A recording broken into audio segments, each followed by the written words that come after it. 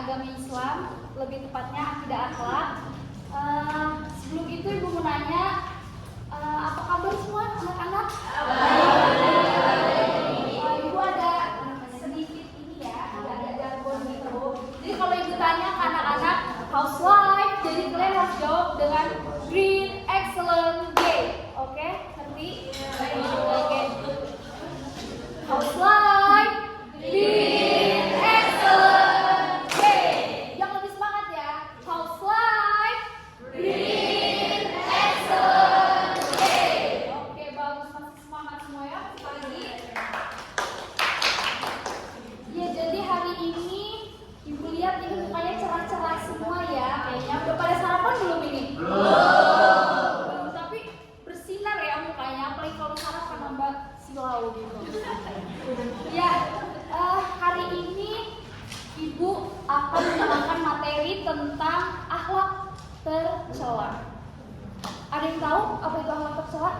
Sebelumnya minggu kemarin kita udah mempelajari tentang apa itu? Akhlak terpuji.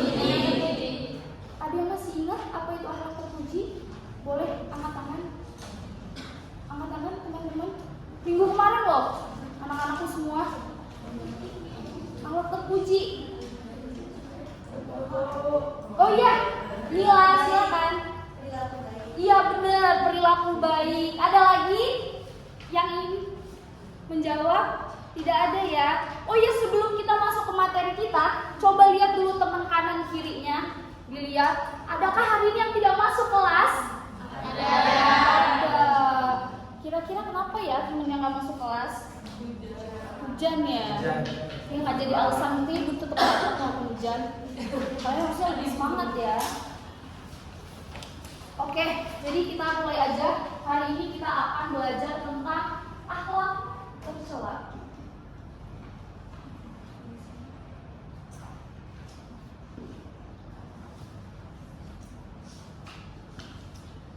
Ada yang tahu apa itu akhlak tercela? Balikan dari akhlak terpuji. Ini Ken. Iya benar. Tadi ada yang di ujung saya bilang sama ya. Iya benar. Akhlak tercela itu sebuah sikap atau perilaku yang dilakukan oleh orang lain ya, yang seharusnya tidak boleh dilakukan oleh umat Muslim, ya, karena melanggar syariat Islam, begitu. Jadi akhlak tercela ini banyak macam-macamnya anak-anak. Ada yang tahu macam-macam akhlak tercela itu apa? Nggak ada ya? Oh ada. Nur Fadila. Silakan. Terus? Nggak boleh TPT, nggak boleh. Sebelumnya belum belajar dari malam. Belum ya, udah nggak apa-apa. Ya jadi kita hari ini karena akhlak tercela itu termasuk banyak ya, sangat banyak. Tapi yang kita bahas hari ini cuma 4. Yang pertama yaitu hubbu ad-dunya.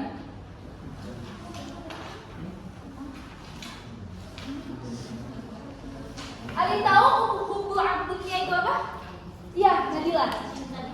Iya bener, cinta dunia. Kalau udah bahas cinta pada semangat ya. Bener lah, cinta dunia. Kalau kalian mikir cinta dunia itu gimana sih? Apakah kita cinta sama dunia itu dengan cara kita tetap bertahan hidup gitu di dunia ini? Termasuk nggak cinta dunia kayak gitu? Iya, terlalu aja ya. Iya bener. Cinta dunia itu menganggap harta dan benda adalah segalanya. Ya. Penyakit hubbu ad-dunya itu berawal dari penyakit iman, nih dari sini, dari hati. Ya, yang berakar pada persepsi yang salah bahwa tujuan akhir dari dunia itu adalah harta dan benda. Jadi kita cari dunia itu cuma harta benda, jabatan juga termasuk ya. Maksud saya. Maksud Ibu. Jadi orang yang hubbu dunia itu dia menganggap jabatan, harta, dan benda itu adalah tujuan utama dia di dunia ini. Jadi akhirat itu goodbye gitu. Saya nggak ngejar akhirat, saya benar-benar ngejar dunia. Itu hubbu ad-dunya. Jadi orang yang cinta dunia itu dia nggak melihat akhirat. Dia mempersiapkan diri untuk ke akhirat. Padahal jabatan, harta, dan benda itu adalah termasuk alat kita untuk mencari ridhonya Allah Subhanahu wa Ta'ala.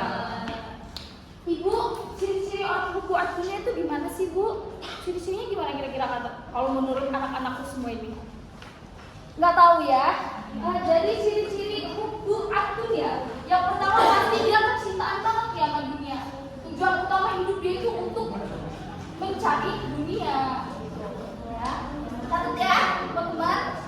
Anak-anak, yang pertama dia cinta akan dunia. Tujuan utama hidupnya adalah untuk dunia. Yang kedua, dia mengumpulkan harta dan benda ya, dengan tidak menghiraukan apa itu halal dan haram. Jadi dia terabas semua, mau hasil korupsi, mau hasil mencuri ataupun apapun itu yang bikin dia kaya, yang bikin dia sejahtera di dunia, itu dia halalkan.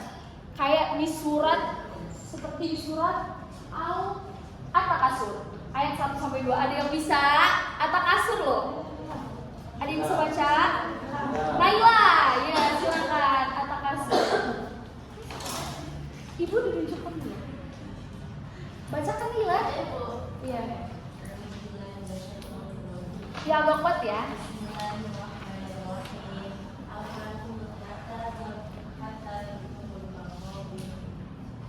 Iya bener. Artinya tahu Naila? Enggak. Ya udah nggak apa-apa kalau nggak tahu ya. Terus yang ketiga apa Bu? Ciri-ciri orang yang hubbu ad-dunya. Yang ketiga orangnya kikir. Ada yang tahu kikir? Medit. Iya betul, pelit. Jangankan buat sedekah ke orang lain, buat diri dia sendiri aja dia nggak rela buat ngeluarin duit dia. Gitu. Itu namanya kikir ya. Terus yang keempat orangnya serakah dan tamak.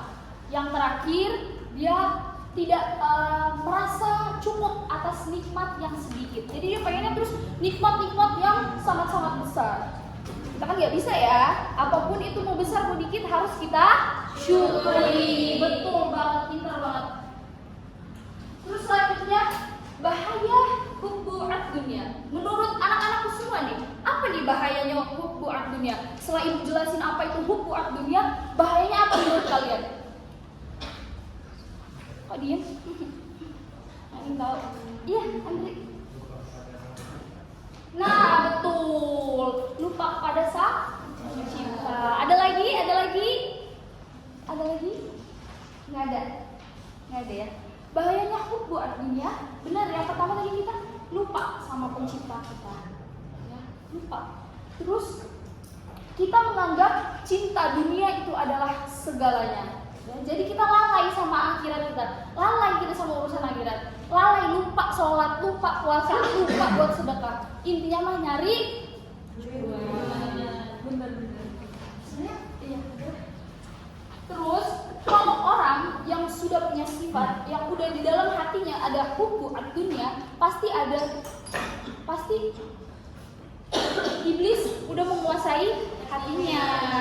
Jadi ibarat tuh dia udah mengontrol hati kita. Jadi dia bisa ngebolak-balikin hati manusia yang udah ada, yang udah ketempelan hubbu ad-dunya gitu di hatinya. Gitu teman-teman. Jadi bahayanya itu mengaruh ya, mengaruh sangat. Terus apa lagi ya? Nah, karena ini iblis ini udah ada di dalam hati kita, udah bisa nih ngontrol kita. Sifat-sifat iblis juga tumbuh di diri kita. Kayak apa tadi? Sama serakah, dia rasa nggak pernah cukup, pikir, benar semua, benar ya. Ih, pinter-pinter banget, seneng ya ngomong semua. Terus selanjutnya ada cara untuk menghindari hubbu ad-dunya biar kita nggak termasuk orang yang hubbu ad-dunya. Gimana Bu caranya Bu?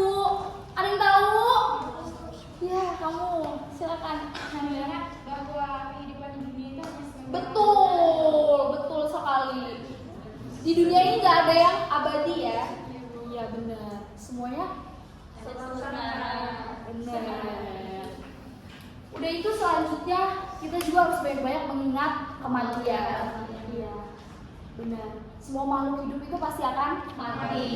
Jadi nggak boleh sombong, nggak boleh aku ya. Karena sejatinya kita ini dari tanah kembali ke tanah. Benar. Yang ketiga, jangan lupa tanamkan dalam diri untuk ada sifat qanaah. Ada yang tahu artinya qanaah? terima apa adanya. Nah, benar, sederhana ya. Terima apa adanya aja gitu. Dan jangan lupa kita memperbanyak bersyukur, sedekah, zikir, mengingat Allah pokoknya ya. Pokoknya kayak gitu. Dah, kita selesai hubuat dunia. Yang kedua itu ada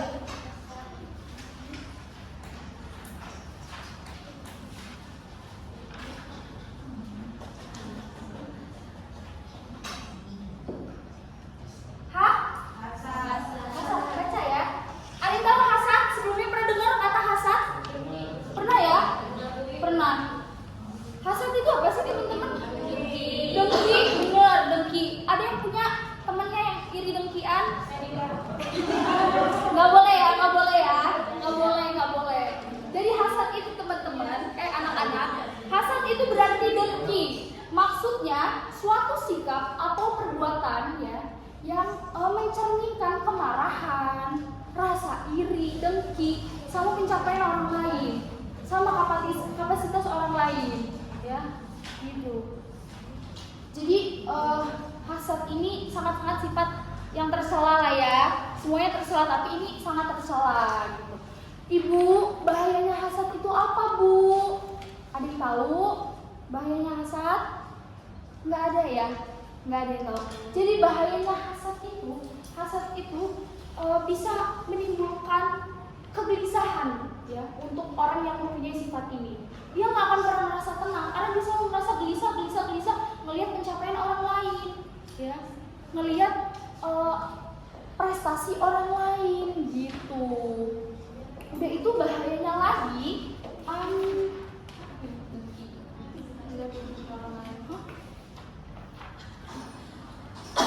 terus orang yang memiliki sifat hasad ini pasti dia nggak akan bahagia, pasti. Soalnya hati dia tuh penuh dengan iri dengki, gelisah gitu, kayak gimana ya gitu.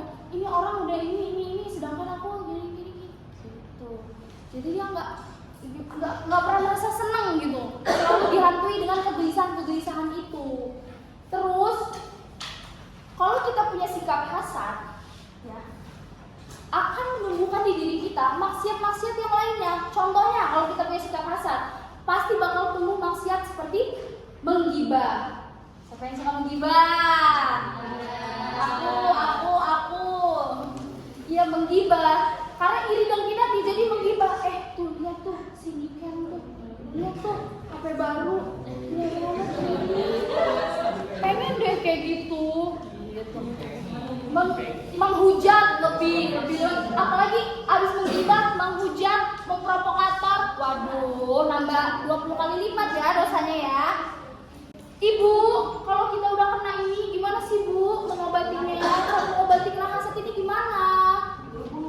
Gak ada yang tahu. Saling nasihati, betul. Jadi kalau kita udah kena hasad ini, kita mulai mendekatkan diri lagi kepada Allah, meminta pertolongan lagi kepada Allah, biar dijauhin dari godaan-godaan syaitan ya. Perbanyak meminta pertolongan kepada Allah. Udah itu tanamkan dalam diri kita ya bahwa kita ini cukup gitu, berarti. Gak usah lihat orang lain, lihat diri sendiri bahwa kita juga berharga gitu loh. Jadi gak usah iri dengki sama orang lain. Biarlah orang lain dengan pencapaiannya, kita dengan pencapaian kita. Betul. Yang ketiga ya anak-anak,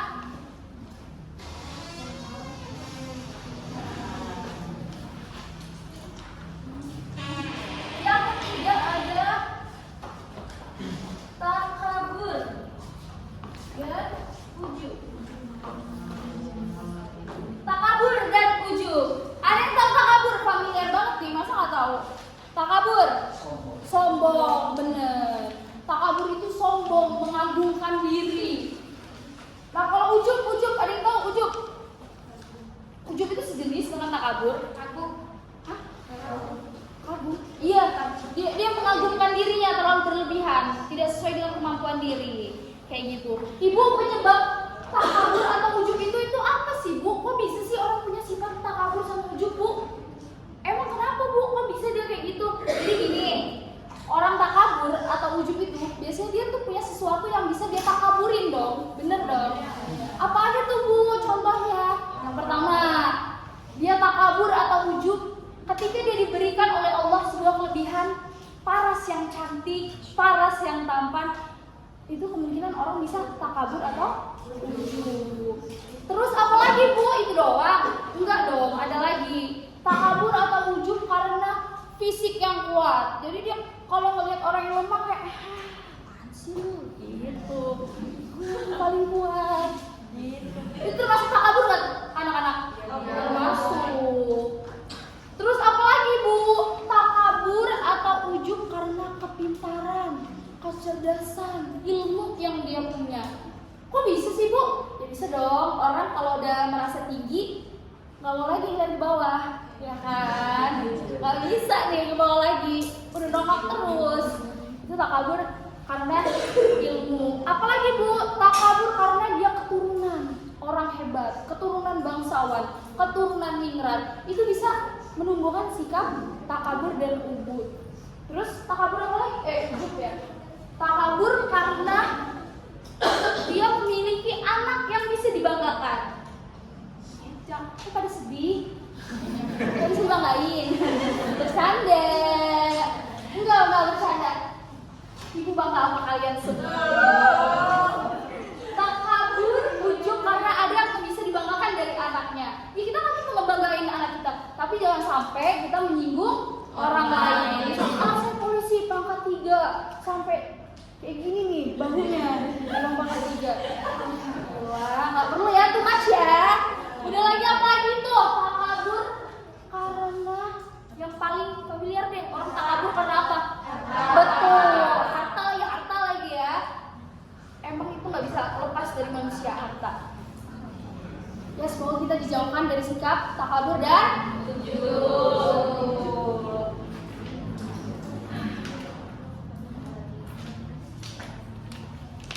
Ibu, bahayanya takabur itu apa Bu? Nggak tahu ya kalian? Ibu kasih tahu ya. Bahaya takabur itu bisa membuat kita besar kepala, sombong, bener-bener di titik sombong, nggak bisa disenggol lagi, bener-bener. Kalau orang udah dihinggapi rasa sombong itu, dia nggak akan melihat ke manusia lain, dia cuma ngelihat diri dia sendiri. Gitu. Dia nggak akan nengok-nengok lagi sama orang-orang. Seorang yang udah ujub atau takabur, dia tuh cenderung bakal selalu muji-muji dirinya sendiri. Bener nggak anak-anak? Bener, karena dia merasa diri dia wow gitu loh. Saya pintar, saya cerdas. Dia siapa sih? Gitu. Pokoknya dia akan selalu membangga-banggakan dirinya sendiri. Begitu. Ibu, spill dong caranya gimana menghindari takabur atau ujub. Mau di spill? Mau apa enggak? Mau apa enggak? Oke, kalau pada mau kita spill ya.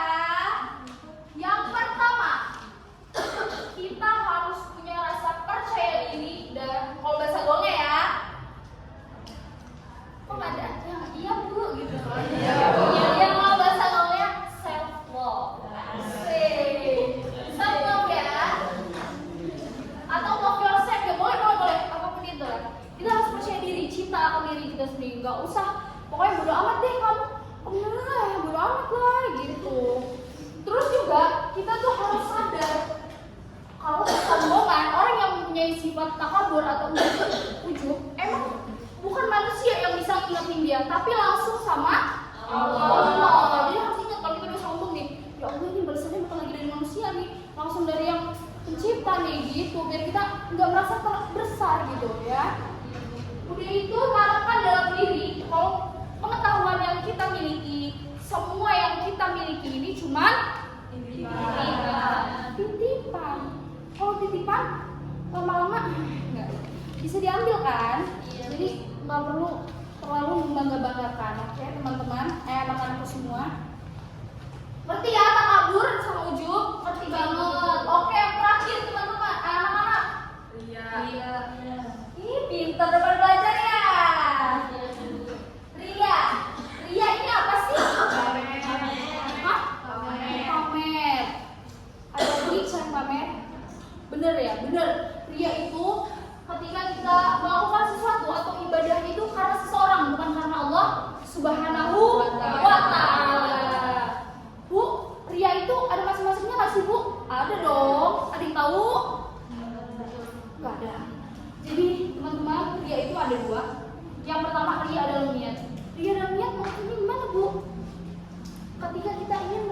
sesuatu, kita udah berniat nih, tapi niat kita bukan untuk beribadah kepada Allah, tapi untuk ajang pamer, ajang dipuji-puji orang. Wah, lagi ibadah tuh orang tuh.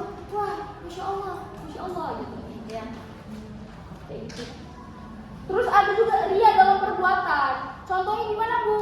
Ini saya tidak menjudge ya. Misal kita lagi berbagi kepada orang, kita nunjukin nih, misal saya dengan teman saya nih, Fadila dengan Nanda mau berbagi kepada Nadila, tapi Nanda bilang ke Fadila dulu, dia mau berbagi sama Nadila, kira-kira uang 50.000 kekecilan nggak ya? Gitu. Aduh, itu terlalu ria ya untuk kecilan nggak ya? Gitu. Dia kecilan kalau dilipat. Gitu. Ya misalnya ya anak-anak, biar kita nggak terlalu garing. Oh iya, ibu ada lagi ini kalian sudah menjelang materi terakhir, jadi ibu ada jargon lagi karena kita anak pai banget.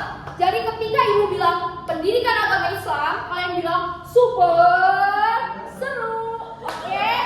Biar ngantuk. Oke? Coba ya. Pendidikan agama Islam super seru. Kadang orang kan belajar agama itu membosankan ya, boring, enggak. Kalian harus senang belajar agama kalian sendiri ya. Ya Bu. Ibu, ria itu ada bahayanya juga nggak sih? Kayak teman-temannya Ria, ada dong. Masa mereka aja yang punya bahaya, Ria enggak? Kan mereka sejenis. Bahayanya Ria itu apa sih Bu? Iya, kalau ketika kita memiliki ria di dalam diri kita, itu akan selalu merasa nggak cukup gitu.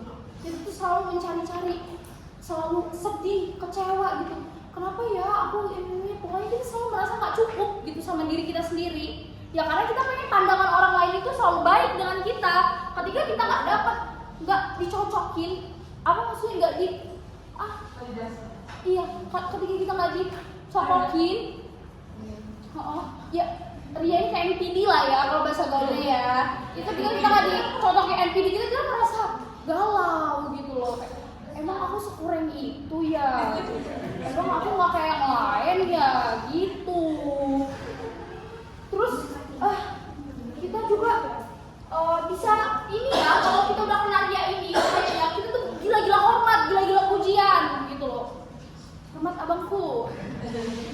Udah itu yang terakhir, kita juga kalau di lingkungan pertemanan ya sering berantem karena suka ngungkit-ngungkit. Ada nggak temennya yang suka ngungkit-ngungkit? Ada ya. Ya udah biarin. Ibu, aku udah terlanjur nih kena ria. Gimana sih Bu? Biar caranya aku lepas dari ria. Nggak tahu ya Ibu ya, tapi Ibu ada caranya. Kalau bisa lepas nggak tahu ya bisa apa enggak. Ya gimana tuh Bu? Yang pertama, fokuskan diri untuk ibadah.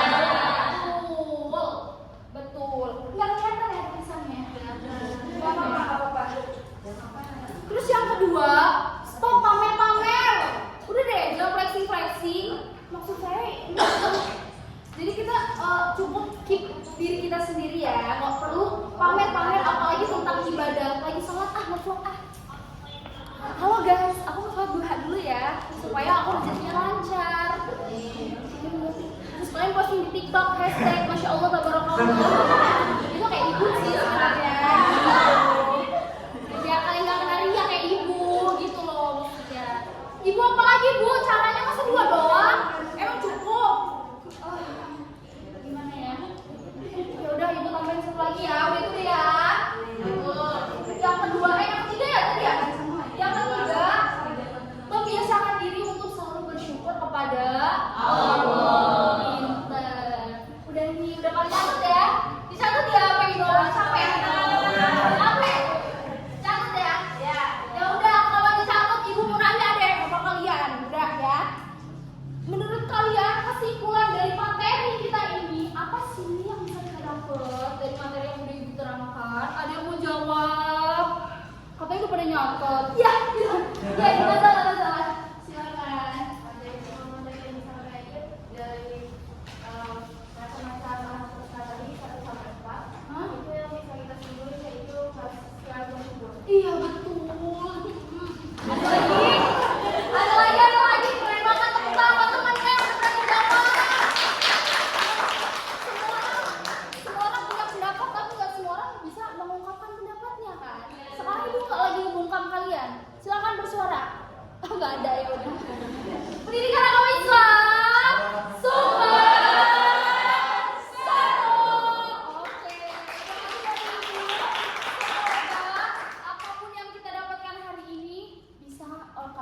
rumah dan kalian praktekkan di rumah.